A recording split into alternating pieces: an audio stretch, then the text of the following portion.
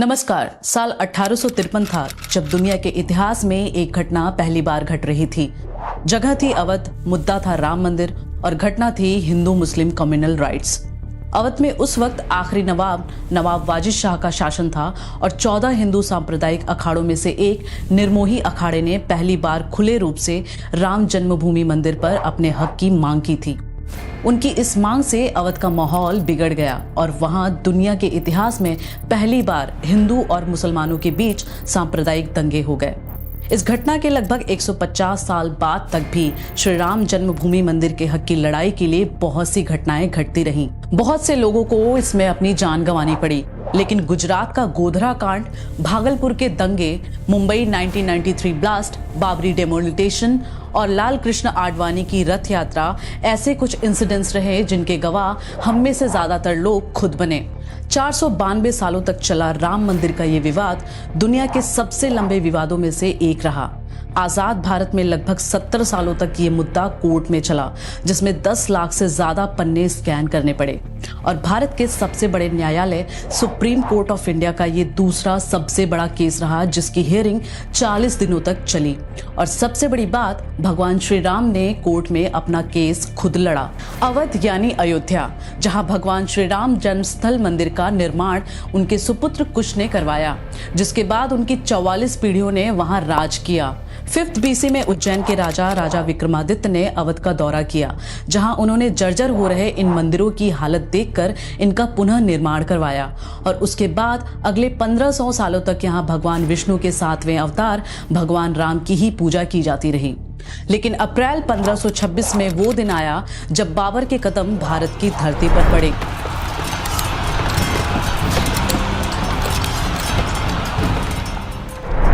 और इब्राहिम लोदी को हराकर उसने भारत में मुगल सल्तनत की शुरुआत की। अपने भारत आगमन के लगभग 2 साल बाद 1528 में बाबर अवध पहुंचा, जहां उसने अपने सेनापति मीर बाकी को राम जन्म मंदिर तोड़कर उसके स्थान पर एक मस्जिद बनवाने का हुक्म दिया। बाबर के सम्मान में मीर बाकी ने इस मस्जिद का नाम बाबरी मस्जिद रखा। ये वो दौर था जब मुगल शासन पूरे देश में फैल रहा था। मुगलों और नवाबों के शासन के दौरान राम मंदिर पर अपने हक की बात हिंदू मुखर रूप से नहीं कर पाए, लेकिन 19वीं सदी में बाबर और औरंगजेब की मृत्यु के बाद मुगलों और नवाबों का शासन कमजोर पड़ने लगा और अंग्रेजी हुकूमत का विस्तार होने लगा। तो इसी दौरान अवध के हिंदू परिवारों में ये सुगबुगाहट तेजी से होने लगी कि यहाँ भगवान राम के मंदिर को तोड़कर ये मस्जिद बनाई गई थी, जिसके बाद से रामलला के जन्मस्थल पर अपना हक पाने की लड़ाई शुरू हुई। मीर बाकी के मस्जिद बनाने के 330 साल बाद सन 1858 में ये लड़ाई कानूनी हो गई, जब पहली बार परिसर में हवन पूजन करने पर एक FIR हुई। अयोध्या रिविजिटेड किताब के मुताबिक 1 दिसंबर 1858 को अवध के थानेदार शीतल दुबे ने अपनी रिपोर्ट में बताया कि परिसर में चबूतरा बना है जिसमें हिंदू पूजा करते हैं। ये पहला कानूनी दस्तावेज है जिसमें परिसर के अंदर राम के प्रतीक होने के प्रमाण मिले। मुगलों के शासन के दौरान जयपुर के राजा जयसिंह द्वितीय, जिनके संबंध मुगलों के साथ बहुत अच्छे थे, उन्होंने 1717 में राम मंदिर को तोड़कर वहां मस्जिद बनाए जाने पर हिंदुओं के दर्द को समझते हुए वहां मंदिर के निर्माण की कोशिश की। लेकिन जब वो अपनी इस कोशिश में सफल ना हो सके तो उन्होंने बाबरी मस्जिद के बाहर कुछ दूरी पर एक चबूतरा बनवाया, जिसे राम चबूतरा पुकारा गया, जहां हिंदू रामलला की पूजा किया करते थे। इस बात का प्रमाण यूरोपियन ज्योग्राफर जोसेफ तिफेंतलर, जो 1766 से 1771 में अयोध्या गए थे, उनकी रिपोर्ट्स में भी मिलता है कि वहां बाबरी मस्जिद के बाहर एक राम चबूतरा है जहां हिंदुओं के भगवान श्री राम की पूजा की जाती है। इसके अलावा ब्रिटिश सर्वेयर मॉन्टगोमेरी मार्टिन, जिन्होंने 1838 में अयोध्या का सर्वे किया और इस सर्वे की रिपोर्ट उन्होंने ब्रिटिश सरकार को भी पेश की। इस रिपोर्ट में उन्होंने बताया कि बाबरी मस्जिद में लगे पिलर्स किसी मंदिर से लिए गए हैं, क्योंकि उन पिलर्स पर लिखे हुए शिलालेख और उन पर बनी कलाकृतियां अन्य हिंदू मंदिरों में बने पिलर्स से मेल खाती नजर आती हैं। 1858 में हुई पहली FIR के 27 साल बाद 1885 में राम जन्मभूमि की लड़ाई अदालत पहुंची, जहां निर्मोही अखाड़े के महंत रघुबर दास ने फैजाबाद के न्यायालय में स्वामित्व को लेकर दीवानी मुकदमा दायर किया। कोर्ट के दरवाजे तक पहुंची इस लड़ाई में अब बाबरी मस्जिद सिर्फ बाबरी मस्जिद ना रहकर एक विवादित ढांचे की संज्ञा पा चुकी थी और बीतते समय के साथ हिंदू युवा अपना सब्र खोता जा रहा था, जिसकी वजह से 1934 में वो समय आ गया जब इस विवादित ढांचे के एक हिस्से को गिरा दिया गया, जिसे अंग्रेजी हुकूमत ने वापस से दुरुस्त करवाया। 1947 में देश आजाद हो गया, लेकिन राम मंदिर विवाद अभी भी कोर्ट की बहसबाजी में ही फंसा रहा। इसी बीच इस विवादित ढांचे में भगवान राम की मूर्ति का प्रकटीकरण भी हुआ, जिसके चलते इस लड़ाई में हर रोज नए नए मुकदमे दर्ज किए जाते रहे। मुकदमों की कड़ी में से एक मुकदमा 18 दिसंबर 1961 को दर्ज किया गया। ये मुकदमा उत्तर प्रदेश के केंद्रीय सुन्नी वक्फ बोर्ड ने दायर किया। इस मुकदमे में कहा गया कि यह जगह मुसलमानों की है। इस विवादित ढांचे को हिंदुओं से लेकर मुसलमानों को दे दिया जाए, ढांचे के अंदर से मूर्तियां हटा दी जाएं।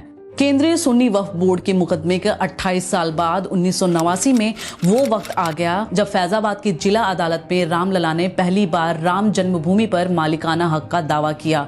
भारतीय कानून किसी मंदिर में विराजमान भगवान को भी किसी व्यक्ति के ही रूप में देखता है, इसीलिए भगवान को भी वो सारे कानूनी अधिकार प्राप्त हैं जो किसी जीवित व्यक्ति को मिलते हैं, लेकिन कोर्ट किसी भी भगवान को नाबालिग के रूप में देखता है। इसीलिए उनका मुकदमा किसी निकटतम दोस्त यानी नेक्स्ट फ्रेंड के द्वारा ही दाखिल किया जा सकता है। 1989 में इस मुकदमे को इलाहाबाद हाई कोर्ट के ही पूर्व जस्टिस देवकीनंदन अग्रवाल ने किया।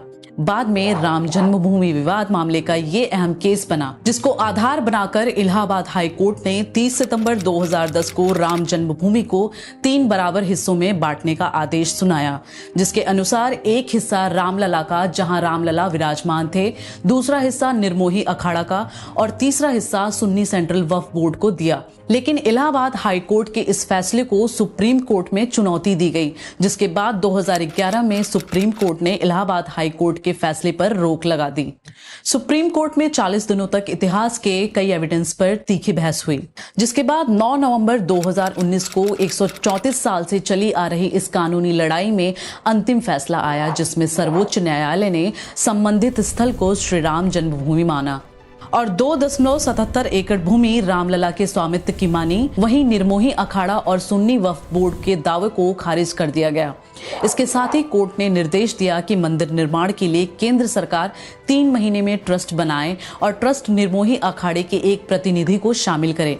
इसके अलावा यह भी आदेश दिया कि उत्तर प्रदेश की सरकार मुस्लिम पक्ष को वैकल्पिक रूप से मस्जिद बनाने के लिए 5 एकड़ भूमि किसी उपयुक्त स्थान पर उपलब्ध कराए।